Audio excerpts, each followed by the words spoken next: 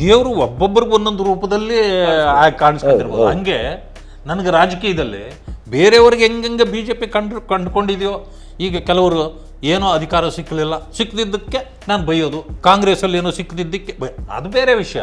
ಆದರೆ ಶ್ರಮಕ್ಕೆ ಬೆಲೆ ಇದೆಯಲ್ಲ, ಶ್ರಮಕ್ಕೆ ಕೊಡಬೇಕಾದ ಬೆಲೆ ಕೊಡಲೇಬೇಕು. ಯಾರೋ ಕೆಲವರು ಅವರವರ ಕ್ಷೇತ್ರಗಳಲ್ಲಿ ಯಾರನ್ನೋ ಓಲೈಕೆ ಮಾಡ್ಲಿಕ್ಕೆ ಅವರನ್ನು ನಿಂದಿಸೋರು ಇದ್ದಾರೆ, ನನ್ನ ಪಕ್ಷದಲ್ಲಿ ಇದ್ದಾರೆ ಅಂಥವರು ಕೆಲವರು. ನಾವು ಏನೇ ಮಾಡಿದ್ರು ನಮ್ಮ ಕಡೆ ನೀವು ಬರಲ್ಲ ಅಂದಾಗ ನಿಮ್ಮನ್ನು ಕಟ್ಕೊಂಡು ನಮ್ಗೆ ಏನಾಗಬೇಕು ಅಂದ್ಬಿಟ್ಟು ನಿಂದಿಸ್ಬಿಡ್ತಾರೆ. ಬಟ್ ಅದಾಗಬಾರ್ದು, ಅದನ್ನು ಮಾಡಬಾರ್ದು. ಯಡಿಯೂರಪ್ಪ ಅವರು ಈಗ ಹೆಚ್ಚು ಕಡಿಮೆ ಪಕ್ಷದ ಬಗ್ಗೆ ಅವರಿಗೆ ಬಹಳ ಒಲಿವಿದೆ, ಕೆಲಸ ಮಾಡ್ತಾರೆ, ಎಲ್ಲ ಮಾಡ್ತಾರೆ. ಆದರೆ ಒಂದು ಹೆಜ್ಜೆ ಅವರು ಈಗ ದೂರ ಇದ್ದಾರೆ. ಯಾರ್ಯಾರು ಅವರನ್ನು ಒಪ್ಪಿದ್ರು, ನಾಯಕತ್ವವನ್ನು ಒಪ್ಪಿದ್ರು, ಅದೇ ರೀತಿ 100ಕ್ಕೆ 100ರಷ್ಟು ಮಗನನ್ನು ಒಪ್ಪಿಲ್ಲ. ನಾನು ಸತ್ಯ ಹೇಳ್ತೇನೆ, ಅಧಿಕಾರದ ರುಚಿ ಏರಿದ ಮೇಲೆ ಸ್ವಲ್ಪ ಶಿಸ್ತೆಲ್ಲ ಹೋಗಿ ಸುಸ್ತಾಗಿದೆ ಅಂತ ಕಾಣುತ್ತೆ ನನಗೆ. ಈ ಶಿಸ್ತು ಮತ್ತೆ ಬರಬೇಕಂತಂದ್ರೆ ನಮ್ಮ ಸ್ಥಳೀಯ ನಾಯಕರಿಂದ ಇದು ಬರೋದಿಲ್ಲ, ರಾಷ್ಟ್ರ ನಾಯಕರೇ ದಂಡ ಹಿಡ್ಕೊಂಡು ಕುತ್ಕೊಂಡ್ರೆ ಮಾತ್ರ ಆಗುತ್ತೆ. ನಾನು ಗುಂಪುಗಳನ್ನು ಗೌರವಿಸಲ್ಲ. ನಾನು ಸಭೆಗಳು ಕರೆದಾಗ ನಾನು ಹೇಳಿದ್ದೀನಿ, ನೀವು 10 ಗ್ರೂಪ್ ಇದ್ರೂ ನನಗೆ ಪಕ್ಷವೇ ಗ್ರೂಪ್ ಅಷ್ಟೇ ಹೊರತು ನಾನು ಯಾರ ಇದಿಲ್ಲ. ನನಗೆ ನೋಡಿ, ಅಧ್ಯಕ್ಷರು ನಾಳೆ ಯಾರು ಬೇಕಾದರೂ ಅಧ್ಯಕ್ಷರನ್ನ ಮಾಡಿ ಕಳಿಸ್ಬೋದು.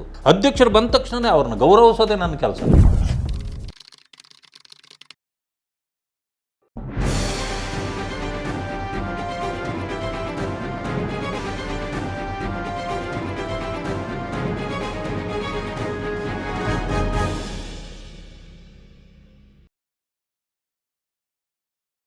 ನೀವು ಬಿ ಜೆ ಪಿಗೆ ಬಂದ ಮೇಲೆ ಕಾಂಗ್ರೆಸ್ಸನ್ನು ಹಿಂದೊಮ್ಮೆ ನೋಡಿದ್ರೆ ನಿಮ್ಮ ಮಾನಸಿಕವಾದಂಥ ಒಂದು ಒಂದು ಒಂದು ಒಂದು ಆ ನೆಲೆಗೆ ಯಾವ ರೀತಿ ಸ್ಪಂದಿಸ್ತದೆ? ನಾನು ಬಹಳ ಪರಿವರ್ತನೆ ಆಗಿಬಿಟ್ಟಿದ್ದೇನೆ.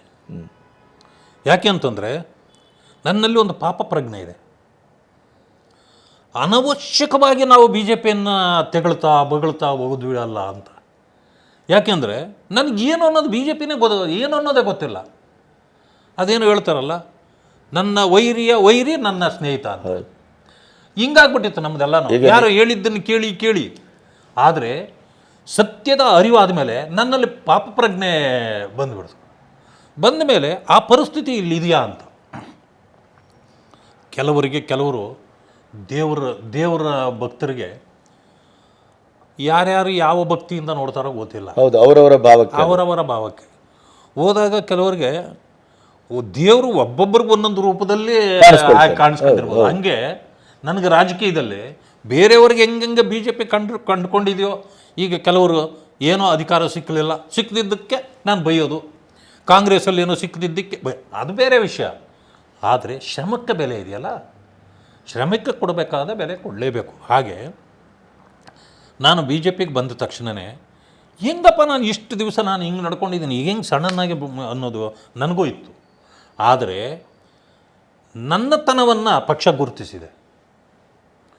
ನನ್ನಂಥವ್ರನ್ನು ಗುರುತಿಸೋದಿದೆಯಲ್ಲ, ನಾನು ಹೊರಗಡೆಯಿಂದ ಬಂದವನು. ನಾನು ಕೇವಲ 7 ವರ್ಷ ಆಗಿದೆ ಬಿ ಜೆ ಪಿಗೆ ಬಂದು. ಕರೆಕ್ಟ್. 7 ವರ್ಷದಲ್ಲಿ ನನ್ನನ್ನು ಇಲ್ಲಿವರೆಗೂ ತರಬೇಕಂತಂದ್ರೆ ಅವ್ರಿಗೇನು ಅವಶ್ಯಕತೆ ಇತ್ತು? ರಾಜಕೀಯದಲ್ಲಿ ಅಧಿಕಾರ ಪಡ್ಕೊಳ್ಳೋದು ಅದು ನನ್ನ ಆಸಕ್ತಿ ಇರ್ಬೋದು. ಆಮೇಲೆ ಅವ್ರಿಗೇನು ಆಸಕ್ತಿ ಇರ್ತದೆ? ಅವರಿಗೆ ಸಂಘಟನೆ ಆಸಕ್ತಿ. ಆದರೆ ನಿಜವಾದ ಒಬ್ಬ ವ್ಯಕ್ತಿ ಈ ರೀತಿ ಇದ್ದಾನೆ, ಇವನನ್ನು ಗುರುತಿಸಿದರೆ ಸಂಘಟನೆಗೂ ಒಳ್ಳೆಯದಾಗತ್ತೆ, ಆತನಿಗೂ ಇದಾಗತ್ತೆ ಅನ್ನೋದನ್ನು ಗುರುತಿಸೋದಿದೆಯಲ್ಲ, ಅದು ದೊಡ್ಡತನ. ಆ ಕೆಲಸವನ್ನು ಇವತ್ತು ಭಾರತೀಯ ಜನತಾ ಪಕ್ಷ ಮಾಡಿದೆ. ಹಾಗಾಗಿ ನನ್ನಲ್ಲೂ ಪರಿವರ್ತನೆ ಆಗಿದೆ. ನಾನು ಪಕ್ಷವನ್ನು ಅರ್ಥ ಮಾಡ್ಕೊಂಡಿದ್ದೇನೆ. ನಾನು ಅಲ್ಲಿದ್ದರೂ ಸುಳ್ಳು ಹೇಳಲ್ಲ.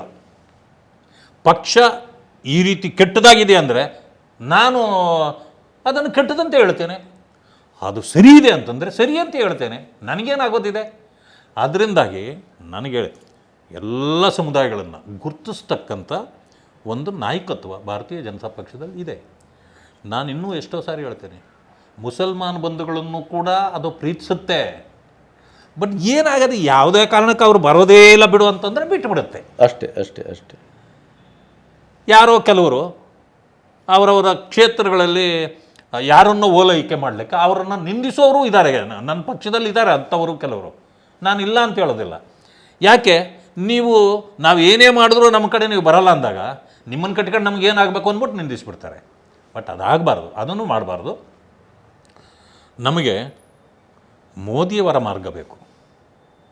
ಮೋದಿಯವರು ಯಾರನ್ನು ಸಬ್ಕಾ ಸಾಥ್, ಸಬ್ಕಾ ವಿಕಾಸ್, ಸಬ್ಕಾ ವಿಶ್ವಾಸ್, ಸಬ್ಕಾ ಪ್ರಯಾಸ್, ಇದು ಅವರ ಘೋಷವಾಕ್ಯ ಇದೆ. ಅದರ ಪ್ರಕಾರನೇ ಈ ದೇಶವನ್ನು ನಾವು ಕೊಂಡೋಗ್ಬೇಕಾಗ್ತದೆ. ಯಾಕಂದರೆ ಯಾರನ್ನು ನಾವು ದೂರ ಇಟ್ಟು ನಾವು ರಾಜಕಾರಣವನ್ನು ಮಾಡೋಕ್ಕಾಗಲ್ಲ, ಈ ದೇಶವನ್ನು ಕಟ್ಟೋಕ್ಕಾಗಲ್ಲ. ಆ ಕಾರಣದಿಂದ ನಾವು ಒಂದಷ್ಟು ಹತ್ರ ಹೋಗಬೇಕು, ಬೇರೆಯವರು ಕೂಡ ಹತ್ರ ಬರಬೇಕು, ನಮ್ಮ ಮನಸ್ಸುಗಳು ಒಂದಾಗಬೇಕು, ಈ ದೇಶ ನಡ್ಕೊಂಡು ಹೋಗ್ಬೇಕು. ದೇಶ ಛಿದ್ರ ಮಾಡಬೇಕು, ದೇಶ ವಿಭಜನೆ ಮಾಡಬೇಕು ಅನ್ನೋ ಮನಸ್ಸುಗಳೇ ಇದ್ದರೆ ಅಂಥವುಗಳನ್ನು ನಾವು ಪ್ರೋತ್ಸಾಹಿಸಬಾರ್ದು. ಅದನ್ನು ಎಲ್ಲಿ ನಾವು ಹದ್ದುಬಸ್ನಲ್ಲಿಡಬೇಕೋ ಆ ಕೆಲಸವನ್ನು ಮಾಡಲೇಬೇಕಾಗತ್ತೆ ಅನಿವಾರ್ಯವಾಗಿ. ಇವತ್ತು ಮೋದಿಯವರು ಬಹುಶಃ ಆ ಮಾರ್ಗದಲ್ಲಿದ್ದಾರೆ. ಸೊ ಈಗ ಬಿ ಜೆ ಪಿ ಮತ್ತು ಅದರೆಲ್ಲ 7 ವರ್ಷದ ಅನುಭವ, ಈಗ ವರ್ತಮಾನದಲ್ಲಿ ನೀವು ಸ್ವಲ್ಪ ನಿಷ್ಠುರವಾಗಿ ಮಾತಾಡ್ತಾ ಇದ್ದೀರಿ, ಸತ್ಯವಾಗಿ ಪ್ರತಿಯೊಂದು ಇಶ್ಯೂವನ್ನು ಹೊರಗೆಡುತ್ತಾ ಇದ್ದೀರಿ, ಸದನದ ಹೊರಗೂ ಸದನದ ಒಳಗೂ.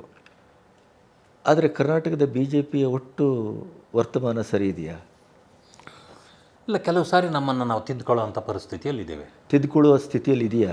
ಆದರೆ ತಿದ್ದುಕೊಳ್ತೀವಾ ಪ್ರಶ್ನೆ. ಅದೇ ಈಗ ಯಾರಾದರೂ ತಿದ್ದಬೇಕಾ, ನಾವೇ ತಿದ್ದುಕೊಳ್ಬೇಕಾ? ಈ 2 ಪ್ರಶ್ನೆಗಳು ಉಳಿತವೆ. ತಿದ್ದಬೇಕು ಅನ್ನೋರು ಯಾರನ್ನು ತಿದ್ದಬೇಕಂತಿದ್ದಾರೋ ಅವ್ರಿಗಿಂತ ಇದು ಗಟ್ಟಿ ಇರಬೇಕು.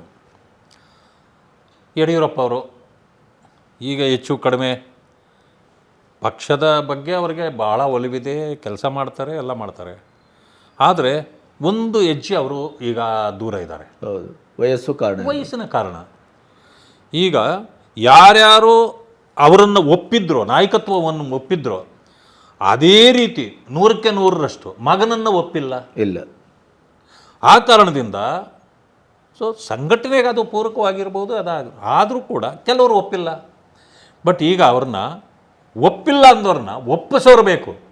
ಒಪ್ಪಿಸಲಿಕ್ಕೆ ರಾಜ್ಯದಲ್ಲಿ ಅಂಥ ನಾಯಕತ್ವ, ಈಗ ಅವ್ರನ್ನೆಲ್ಲ ಒಪ್ಪಿಸೋ ನಾಯಕತ್ವ ಇಲ್ಲಿದೆ ಅಂತ ನನಗನ್ಸಲ್ಲ.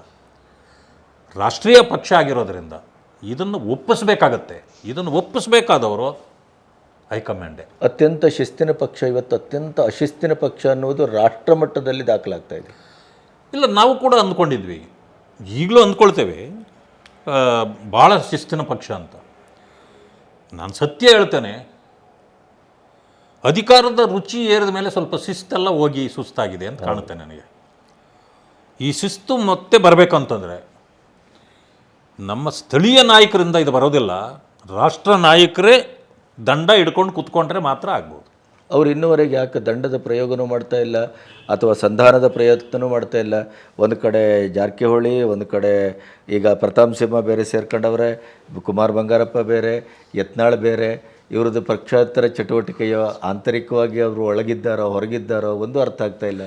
ಇಲ್ಲ, ಅವರದು ನನಗನ್ನಿಸ್ತದೆ ಎಲ್ಲರಲ್ಲೂ ಸ್ವಲ್ಪ ಭಿನ್ನ ಅಭಿಪ್ರಾಯಗಳಿದೆ, ನಾನು ಇಲ್ಲ ಅಂತ ಹೇಳೋದಿಲ್ಲ. ಬಟ್ ಹೈಕಮಾಂಡ್ ಕೂತ್ಕೊಂಡ್ರೆ ಇವೆಲ್ಲವೂ ಸರಿ ಹೋಗ್ತದೆ. ಇತ್ತೀಚೆಗೆ ಈ ಎಲ್ಲ ಮುಖಂಡರುಗಳು ಕೂಡ ಕೇಂದ್ರಕ್ಕೂ ಹೋಗಿದ್ದಾರೆ. ಕೇಂದ್ರದ ಆದೇಶಗಳು ಕೆಲವು ಅವ್ರಿಗೆ ಇದೆ ಅಂತ ನನಗನ್ನಿಸಿದೆ. ನಾನು ಯಾಕಂತಂದರೆ ಸ್ವಲ್ಪ ವರ್ತನೆ ಏನೋ ಒಂಚೂರು ಬದಲಾಗಿದೆ. ಆಮೇಲೆ ನಾನು ಯಾವುದೇ ಗುಂಪು ರಾಜಕೀಯಕ್ಕೆ ನಾನು ದೀರ್ಘವಾಗಿ ತಲೆ ಕೆಡಿಸ್ಕೊಳ್ಳೋದಿಲ್ಲ, ಒಳಹೊಕ್ಕು ನೋಡೋದು ಇಲ್ಲ ನಾನು.